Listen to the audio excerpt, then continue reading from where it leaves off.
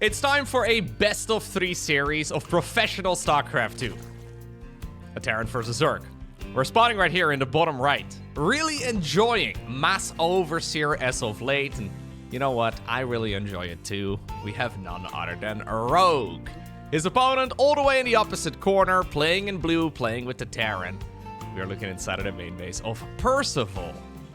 I've been casting a lot of Rogue games lately. Usually what I do, right? So whenever I get a replay pack, I like to sort it on file size first, because usually the really large file sizes for the replays, aka like the replays above like 500 kilobytes. I know, that's crazy. What do you do with half a megabyte? Usually those are the really epic matches. And I can't help but notice that lately, whenever I do that, it's Rogue that pops out to the very top. All of the Rogue games, well, they do seem to last a little bit longer than the other matches out there. And I'm here for it. I've been really enjoying the late game Zerg versus Terran that Rogue has been going for lately. He still seems to be refining it as well.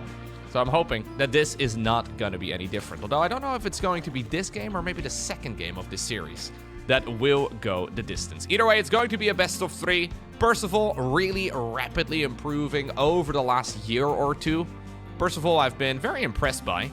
I'm not entirely sure yet if he's at the level where I would see him actually winning big tournaments where all of the top dogs are present, but he has certainly made some very big strides in that direction, and he's been impressing me quite a lot. So going up against Rogue, certainly not an easy task. A previous world champion, of course, of StarCraft 2.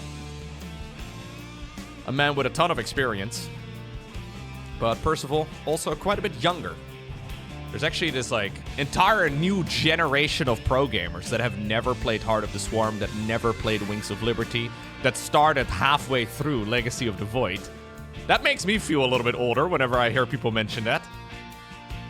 They do not know about the Mothership Core. They don't know about the Vortex ability. Hunter-Seeker Missile doesn't mean anything to them. Anyways. We do get a nice little block over here, though, by Percival, and that is going to be a dead drone.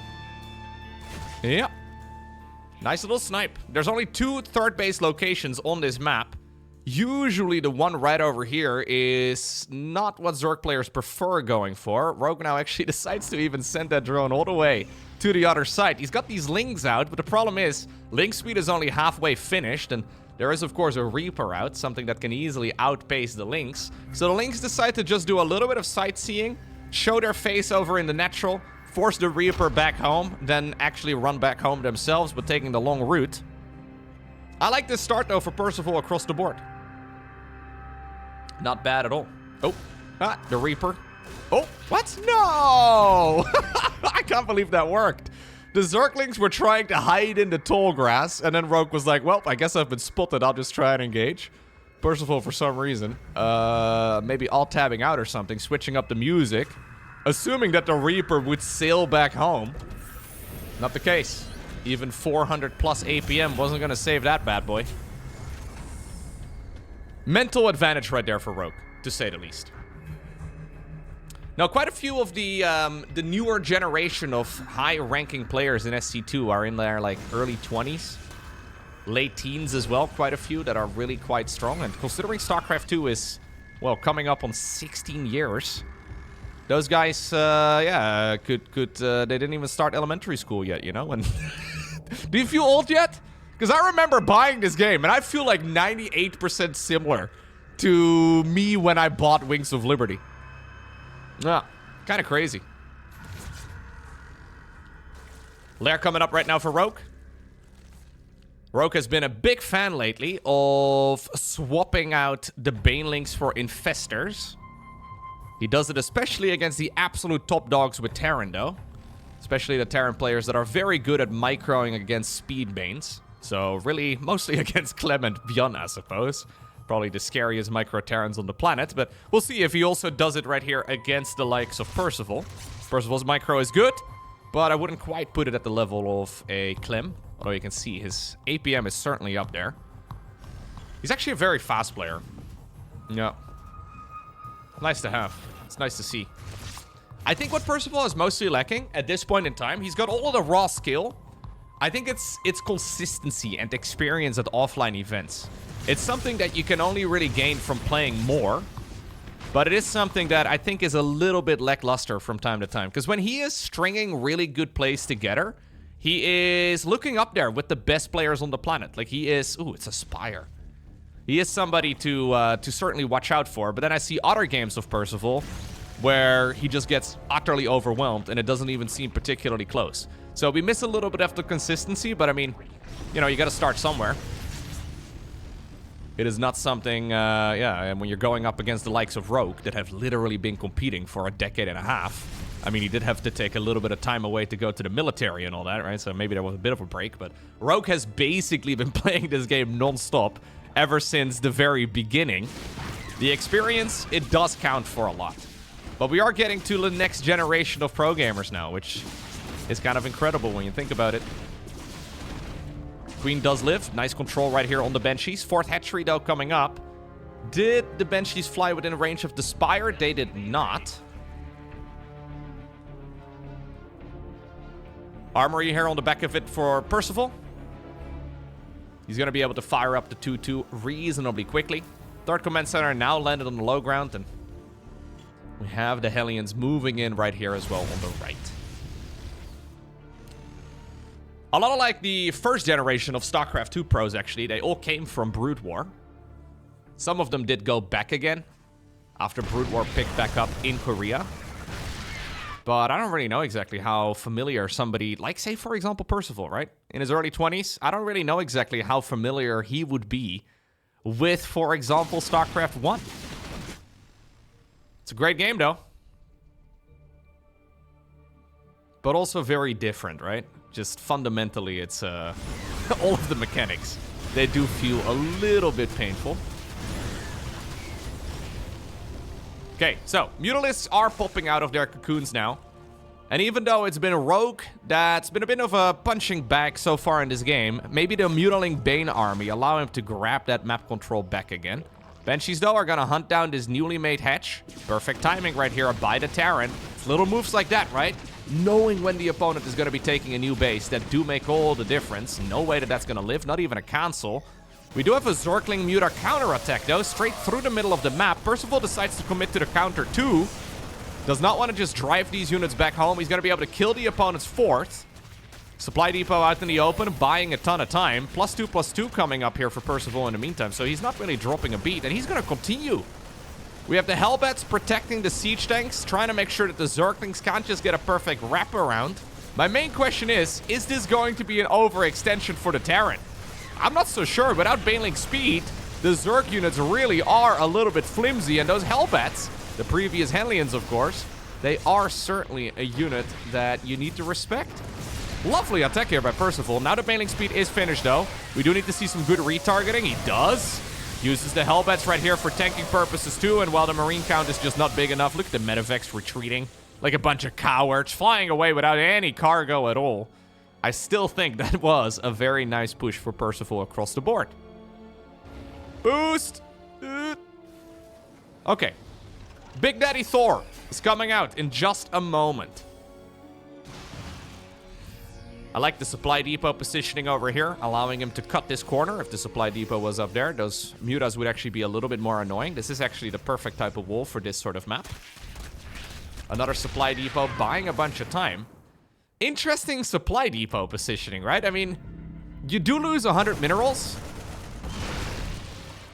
Maybe you'll hit a little bit of a supply block too if you assume that those supply depots are going to be part of your actual infrastructure, but I mean, the supply depot out here already did buy a lot of time and at least gave him the heads up of the counterattack, and then likewise as well the Zergling run by on the left. Not too bad. Yeah, and this is all good, right? Like, if you look at this type of game, if I would have covered up the usernames, he's got his own style, he's doing his own things, but all of it is good.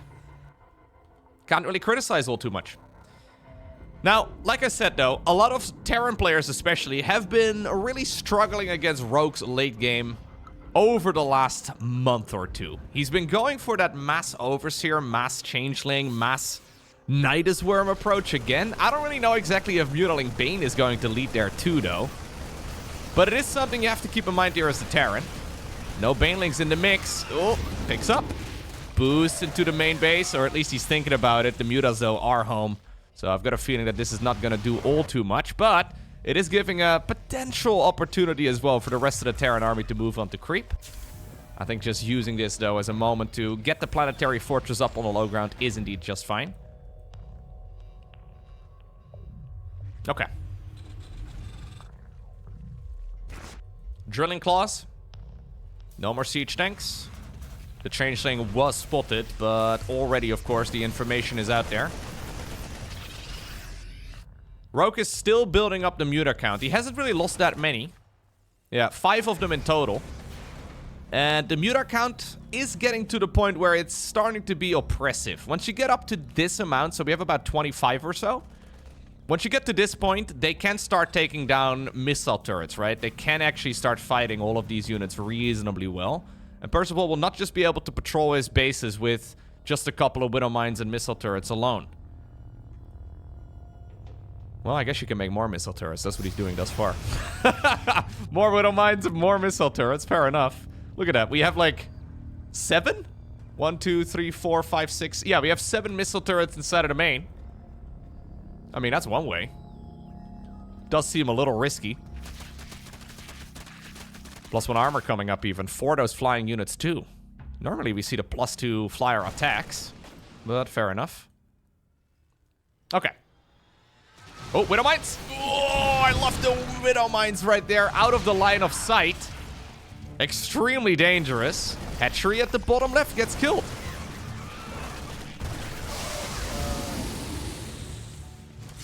Not too bad. Still though, these medevac drops, while they are putting in some damage, because of the Muta numbers, they're just never gonna go home. I don't know if the Marines knew, but that was always going to be a one-way trip. Scan in the middle of the map though, getting rid of some of the tumors yet again. Ultra Cavern now here for Rogue. So, Rogue has got, as we zoom out here, 5 bases worth of mining. Terran has got 4. Additional command centers now added into the mix. But this is hardly a bad position for Percival. The only issue here is that Zerg is going to get a lot of money over the next few minutes. If Rogue wants to go into that mass overseer approach, we're not quite there yet. I think we're a few minutes away, but he's already starting to mix in some. He could head in that direction momentarily. Ghost Academy coming up. Second starport also added into the mix. So we can go into the Ghost Liberator approach. Clearly, the Terran here is not assuming that we will be playing Mutas until the very end. Usually when these upgrades finish up, so that's 3-3. That's when Mutas seem to start falling off pretty rapidly. Focusing on actually multiple Thors here.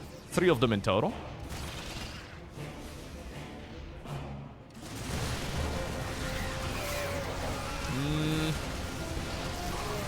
Planetary is not yet done. The Marauders and the Marines are buying a bunch of time. In the meantime, though, we also have that continued push again on the right.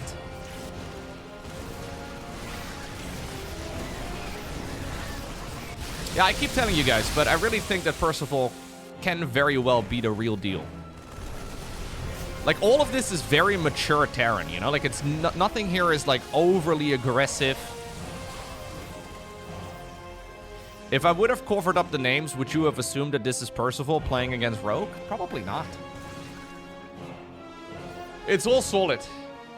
Now still, Rogue is by no means in a bad position. So we have high-sec auto tracking, building armor coming up. Terran making the investment into the late game upgrades now. Zerg getting the +3/+3 going as well here.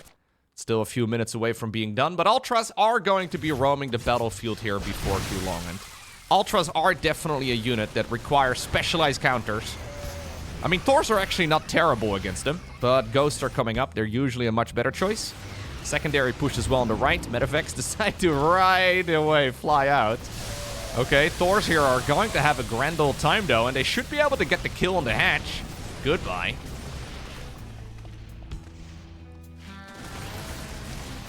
Now the Ultras are here. And Chitin is plating. Oh. Did it bug out? Wait, that's... Oh, did you see that? It just... Why did it get stuck on 1 minute? I've never seen that actually before. A little weird little bug. Okay, anyways. He is going to be able to get the chitinous plating done. And, ooh, now apparently we make the transition towards all of the Overseers. How many Overseers do you want? Rogue tends to get about 60 at the absolute most. It feels like it's too much, to be honest, but the idea behind the unit is that we drop down loads of changelings, send them all over the map, and cause chaos with Nidus worms. And it feels illegal. Oh, they're on the same control group as the Mutalisks. Interesting. Yeah, and since these little things, as soon as they transform into a Terran unit, right, a Terran Marine, since they do appear to the Terran as a unit of their own on the minimap as well as out on the battlefield, it is pretty much impossible for Percival to snipe them all. Against like 5 changelings, you can usually find them. But when there's like 50 changelings, what do? How do you prevent them from slipping through the cracks? Zergling run by here at least attempted. Depots get lifted individually. Push on the right side in the meantime as well. Looks like the drop on the left is not going to achieve all too much. Zergling still being a little bit annoying. Okay. Percival trying to see if he can play the split map approach. We have a third starport added into the mix, and then also now a fusion core. That's going to be for the medevac boost, but also, of course, for the ranged upgrade for Liberators.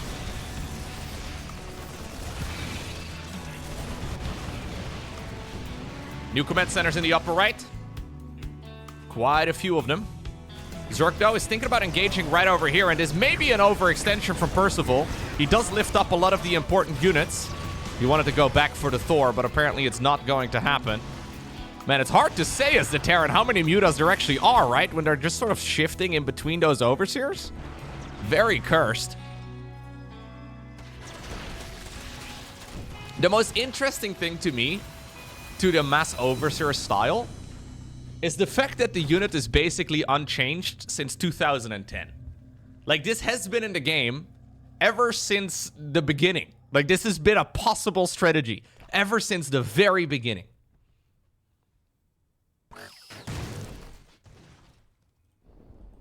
New command center attempted right over here in the upper right for Percival.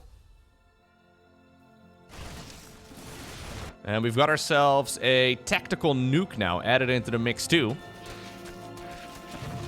Little Zergling run by. Loads of Banelings coming up. Push here to get rid of some of the creep once more.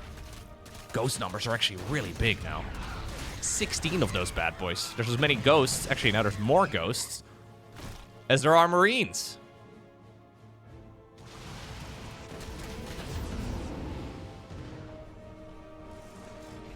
Still, though, what Rogue has is just so much money. Not just in real life, but also in the video game. I know. It's a lot of minerals. And what in the world do you do against it all? Push over here in the upper right. Rogue can effectively replace these lost troops so easily. I mean, this is a very gas-heavy unit comp. I think you don't use the Banes. Doesn't really make a lot of sense. Oh my god, it's a lot of Ultras just being blocked by themselves and by the planetaries and additional command centers and all the rest of it. I think this base will actually live. Yeah. And this over here is also going to get shut down. I mean, 26 SCVs die? You can remake them pretty quickly when you have like a dozen command centers in total. I think it's not that big of a deal. Then again, the Terran's bank is not big enough yet. Double planetary fortress to solve the planetary fortress problem. New command center also added into the mix in the upper right. Oh, so many Banelings are dying, though. Banelings are expensive. This planetary will likely have to be cancelled. I mean, to 4 Zerglings, I think it's fine. Liberators cutting off left, right, and center. Advanced ballistics. Or no, actually, that is the Caduceus reactor. Oh, where's the ghosts? Oh, no! Oh, it's another little thing with the mass overseer, man. They just covered a freaking screen. How do you fight that which you can't see? Okay, that may have been a bit of a disaster for Percival. Yeah, both players will take a nosedive as far as the army size goes, but obviously Rogue has got so much money, and he's remaxing on Mutalisks. What's really weird, though, with this particular approach of Mass Overseer is that he's doing it without Nidus worms. Why does he let this live? What? He actually didn't care about the planetary at all. That's a little bit weird. Maybe he assumed that the ghost would be showing up momentarily. Maybe the ghosts aren't real after all. My mom told me ghosts aren't real. Rogue is not afraid of the dark either. He's a big boy. Every night I look under my bed. Nova is never there. But maybe she's cloaked. You never know. Anyways, nice little splitties here on the little bit of bio that we do have. Planetary Fortress in the upper right did finish because Zerg decided not to finish it up. Or finish it off, rather. But we do just not have enough Terran supply here to really be contesting this. How many orbitals are there? There's 6. 6 orbitals and 5 planetaries is a weird ratio. The Muta numbers, man. Oh, the Mutas don't care. It's difficult to say how many Mutas there are as the Terran here. Like, you glance at the screen. Keep in mind, we're playing at like a frantic near 500 APM here as Percival. You don't get to look at the screen for 5 seconds and carefully figure out, okay, no, there's about 20 Mutas. Oh, no, there's about 30. You don't have time for that. You need to look at the screen and immediately know how many there are. And the Overseers are just obstructing so much. I'm telling you guys, Overseers are actually busted. But it's not gonna get nerfed until everybody plays it. I've already been saying this for about a year. I think Rogue is probably a little bit surprised as well that none of the other top Zergs are really trying this out. We've seen some of them mix it up. Like Scarlet has been giving it a shot, and I think I've seen Raynor do like a little bit of Overseer shenanigans. But I really think that in some specific situations, Mass Overseer is just kind of insane. How do you know how much there is here as the Terran? I think it's likely going to get nerfed at some point within the next 5 years. I would not be surprised at all. Because we haven't seen the limit yet. Like, we're limit testing, but this is not yet optimal Mass Overseer approaches, you know? Like, we're not quite at that point yet.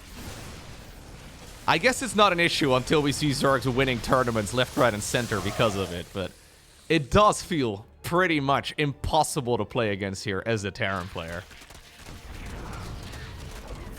They could add a cap. They could just change the visual. They could make it like, I don't know, a cooldown on the changeling. Right? There's lots of little things you could do to make it weaker. I don't even know truly if it's overpowered, but it does feel. It's got all of the signs, at least, of it being busted. And again, it's taken about a decade and a half before players really started experimenting with it, but it is glorious. Percival's still in this, though. The Muta count is so big now that you cannot really out-repair it. The SCVs and the mules are just going to die. The dance over here, though, for that hatchery down south is still ongoing. And win or loss, I gotta say, Percival is playing this incredibly well. Just across the board, this is solid Terran play. He's now only down to 42 SCVs, though. And the orbital command count, like I said, is relatively low. Normally, Terrans will have about a dozen orbitals at this point. We've had loads of Thors out as well. The ghosts are being hunted down by the Mutalisks. Mutas and Overseers, man. This is like the first time I see the combination. I can't get over how much Overseers kind of look like Mutas. Like, visually, the units kind of blend together to me. They have a very similar movement speed. Obviously, because they're flying units, they collide and they clutch together a lot. It's a very interesting thing.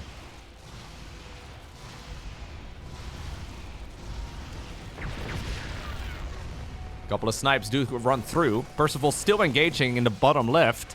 Problem is that Rogue just has so many minerals. He really needs to prioritizing his gas income more.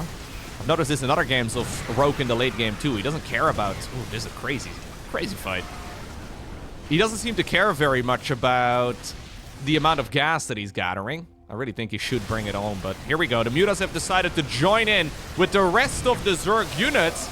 Is there even enough for Zerg to clean this up, though? Liberators obviously deal splash damage when they're unsieged. The Thor doesn't mess around. The Marines are good against Mutas. The Ghosts are good against Mutas. Here's the reinforcing link showing up.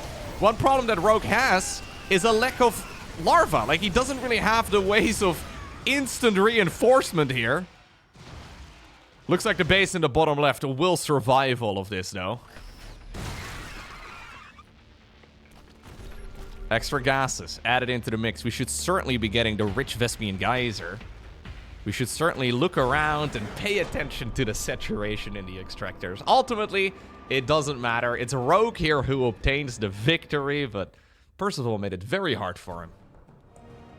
Game number 2. We find ourselves on the map Tato Citadel. Not to be confused with the Potato Citadel. What is a Tato anyways? Is this a lore-related thing? I know what a citadel is. Doesn't look like a citadel to me at all. I guess you can boil them, mash them, stick them in a stew. Whatever a Tato is, I hope you can do the same thing.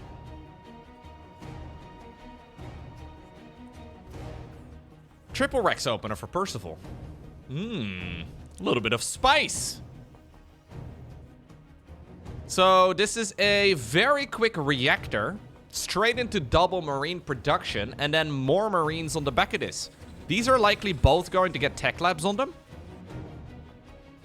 They're hunting for Otto. Otto was not spotted, because Otto is looking at this fight from a distance, and he will really enjoy... Ooh, nice little target firing. He will really enjoy the fact that those units just did a little skirmish. Not a terrible trade, actually, for Terran in the end. I thought that all of those units were going to die. So, this is originally a Terran versus Protoss type of build. The problem is mostly that you're not going to get Metavex out anytime soon, right? So we're going to get Stimpack, we're going to get Combat Shields, and we're going to get a stupid amount of units. But every time you use Stimpack, you kill like 15% of your own army. But they will deal more damage, and they run really fast. So that's nice. Scout here from Rogue is not going to confirm it. Otto may be up for the task in a moment. He may have had a smug little look at his face, on his face as he was using his Overlord binoculars to see those Marines die. But I've got a feeling that maybe he is going to be sent. I think if he was going to be sent, he should have been sent already. Usually 3:45 to 4 minutes is when you go with the OV Scout. You want to get into the base at about 4:15. It's too late for Otto. Otto will live. Shout out to my boy Otto. Alright, so what are we going to do, Rogue? We don't know what's going on. All we've seen is, well, two things. We've seen a bunch of Marines. And we have seen no Hellions. Generally, when there's smoke, there's fire. But it doesn't necessarily mean that we're going to see a lot of Marines. Percival is going to march. Maybe we're just doing a little bit of sightseeing. Who knows? And I would walk. Well, it's important for troop morale, you know, to keep the boys marching around. It's very easy to assume that, yeah, your Marines are gonna be happy with the way that life is going as it is. Where are we marching to, though? Are we trying to see if we can kill a fourth base that doesn't exist? Is Percival fighting imaginary demons? Nice. I do the same thing all the time. Oh shit, we're going on to creep? I mean, Stimpack is a banger upgrade, though.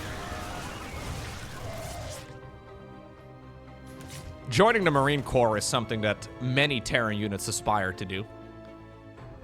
Well, they got to kill a couple of cute little Zorklings. And a creep tumor. More Marines are joining in. Eventually, the Metavex will be out. Eventually, the third command center will be done as well. I don't know if I love this build for Percival, but it is certainly raising Rogue's eyebrows a little bit, right? It's very different from, like, the Cure type of approach, where Cure practically seems to do the same thing every time. This is at the very least going to keep the Zerg on their toes. And in the case of Zerglings, at the very least, they have many of those. And the Queens? How many toes do they have? Well, they have 6 feet. But they also seem to have 6 toes. Maybe they're more like hooves. I don't know. Hydra then on the back it is right now for Rogue. He's trying to get a 4th base up. Going for the one that is a little bit more off the beaten path rather than the one over here on the left. Little Zergling run by attempted. He did see the opponent's 3rd command center. How many toes do spiders have? Oh, oh, careful. Zergling run by now as well has come back home to try and get the surround off. In a weird way, I don't actually hate this at all for Terran. Like, it feels like a ton of losses, and it certainly is a lot of dead Marines.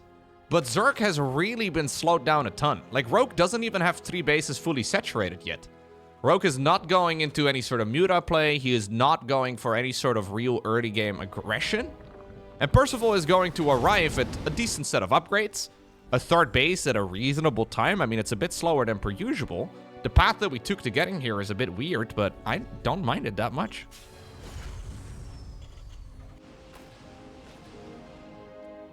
Rogue's still worried, by the way, droning up. Only 64 workers. Yeah, now he makes another batch. Load of queens available, though. The queens alone are going to be enough. But no Mutas this time around. This is the perfect... I'm going to make sure my opponent never goes Mutas opener. Maybe that's the reason we did it. Zergs wouldn't really be opening up Mutas against mass marine builds. It just doesn't make a ton of sense. What they normally would do, though, is go into Banelings.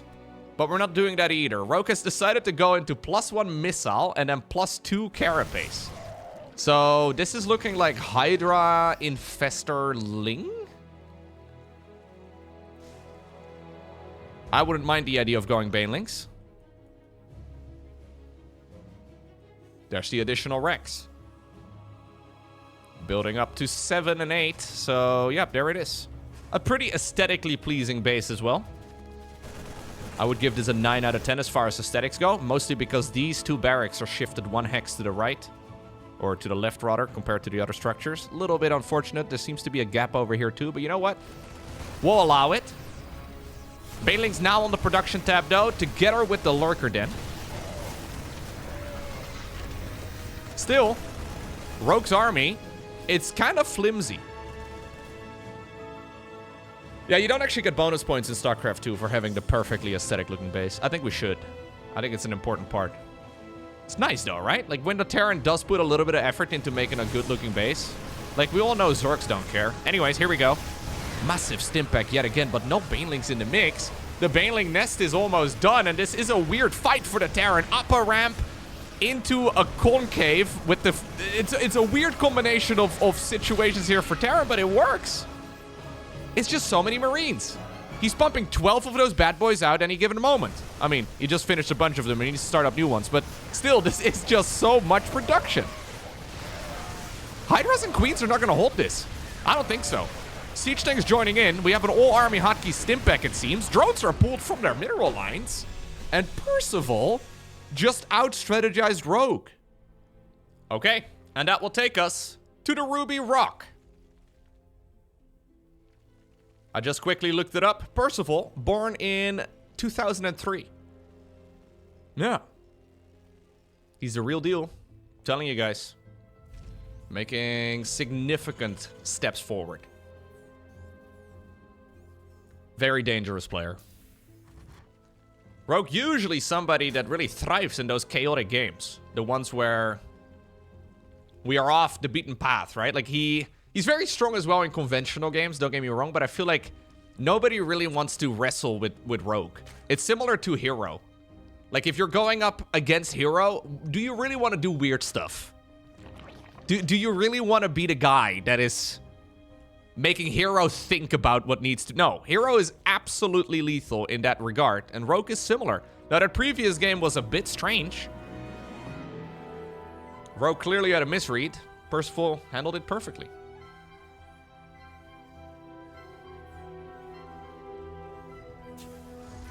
Kind of crazy, though, that Percival was probably 6 or 7 years old when StarCraft 2 came out. Are we the oldies? Am I old? I don't know. Anyways. Maybe I need to make more 6-7 jokes.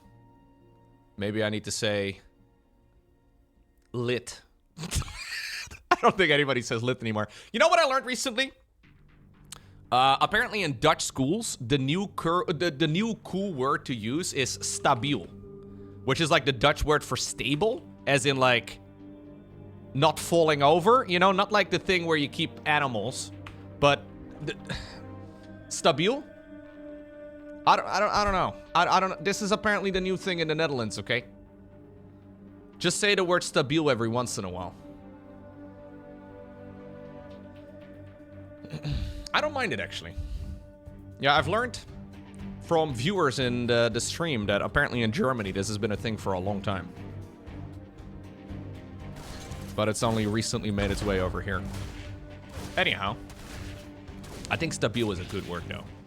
Like lit? Lit? I don't know about that. Like you can light up a torch, right? And at that point, the torch is lit. For real, and low-key and all the rest of it, I don't know. I like the word loco better than the word low-key. Although low-key loco would sound pretty cool. But if I were to make like a slang word tier list, I think stabiel would rank pretty high. Anyways. Third command center added into the mix. And we're going to go back into a more conventional approach now here, it seems. So we'll have to look at whatever the follow-up here from Percival is going to be. I don't know any cool Korean words, by the way. I don't know what the Korean youth would be saying. No, I could say hello in Korean. And I've learned a couple of swear words from watching Parting stream. But that's about it. Yeah, that's really about it. They gotta have some cool words over there too, though. Stabiel.